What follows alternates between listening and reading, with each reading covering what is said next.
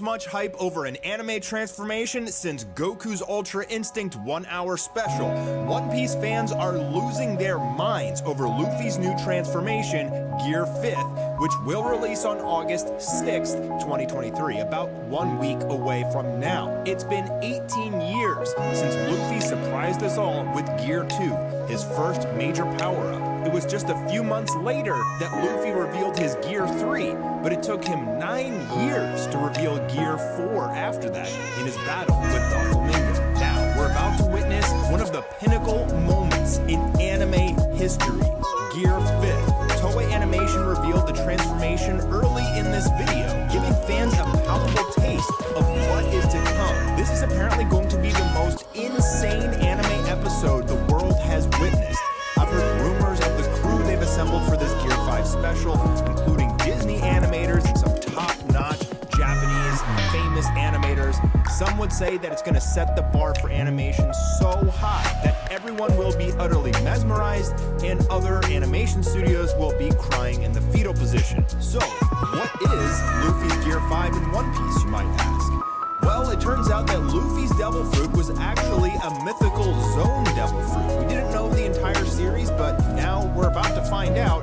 It is one of the rarest of the rare Devil Fruits in the One Piece series. Called Hito Hito no Mi, Model Nika, it allows Luffy to transform into the sun god Nika, or at least take the appearance of it. This form not only gives him tremendous power, but he's able to rewrite reality as he sees fit. It's easily the most powerful Devil Fruit in the entire world of One Piece that we know of so far. Luffy's strength, speed, and toughness have drastically increased to that of a Yonko level like Kaido or Big Mom. This enables Luffy to perform attacks only limited by his imagination. So essentially he has actually become a god. He can literally manipulate his body and reality and his surroundings as much as he wants. So I don't really see how he could ever lose. Luffy's rubber body becomes much tougher than before and even more rubbery.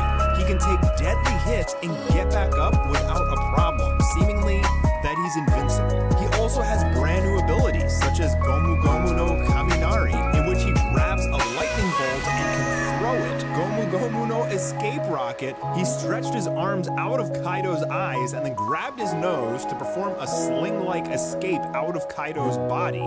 And he also has Gomu Gomu no Nawatobi, or Jump Rope, in which he can grow into a giant form and he can capture his foe and stretch them and use them as a jump rope. Yes, you heard that right. Perhaps most importantly, he can use the other gears without blowing air into his body. So he has full access over Gear 4 as well while he's in this Gear 5 state. He also has this tremendous heartbeat, which signifies the drums of liberation.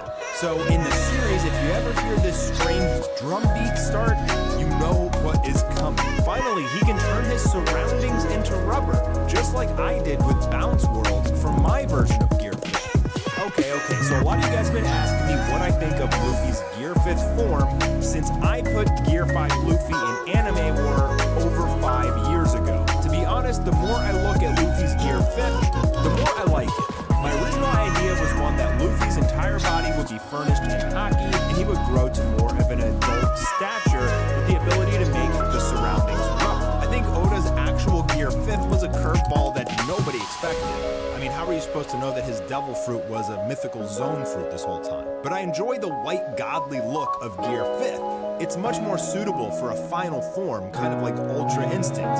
But hopefully it doesn't start losing every fight like Ultra Instinct does now. With the hype and anticipation for Gear 5th animation through the roof, some fans are taking shots at the teaser because it didn't feature any absurd levels of animation. But as a director and animator myself, I'd like to slow down this footage and explain why they showed you what they did, because it's my bet that this is going to be one of the best anime episodes to air ever. So interestingly, the little teaser clip they showed us didn't feature any abnormally crazy levels of animation that One Piece usually has. They just kind of teased the form, showed the color palette, and then here Kaido is one color, which is very, very strange, because if you have been watching the whole Wano arc, I mean, he's been incredibly detailed the majority of the time, especially in the big scenes and big episodes. This being the biggest of episodes. Why would they color him like that with only one color? The only explanation is because there is so many frames in this episode that it would have just been simply impossible to color it with 2 to 3 levels of shades. So long story short, there is so much movement and so much speed and action in these episodes that they had to lower the shading, because when you're coloring thousands and thousands of pictures, each level of gradient of shading you do on top of every picture is just going to exponentially increase the time in order to create the episode. So usually what a lot of animators will do for high speed frames on ones like 24 pictures a second, they won't do shading. Usually Sakuga, you don't do too much shading because it's just way too much work. It could also be, if there is one other reason why they're drawing Kaido like this and coloring him like this, it's because of Nika's powers. So reality is essentially changing around Luffy. He is a god, and because everything is like Looney Tunes, it could have to do with Kaido's cartoony look. I expect in this episode, animation-wise, to be absolutely blown away in every respect of the word.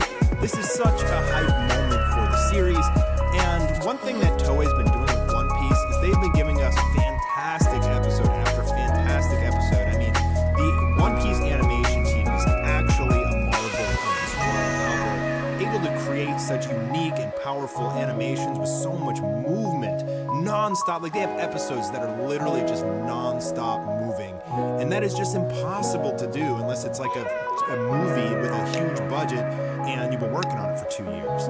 Like, these guys put together these ridiculous episodes, and this being Gear 5, over 1,000 chapters and episodes, they're going to give us a spectacle.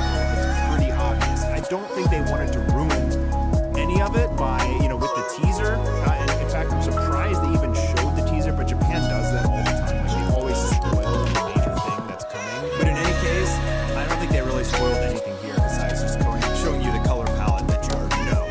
I think that you guys need to be watching this the instant it comes out. It's probably going to be one of those episodes that you're going to want to watch over and over and over and over again. It's going to be one of the most hype moments in all of anime history, in television history. At least that's what the fans of One Piece are saying. But I absolutely believe it. I do watch One Piece. I've been watching the Wano arc, and it's just, I just can't even get over like how good the animation is.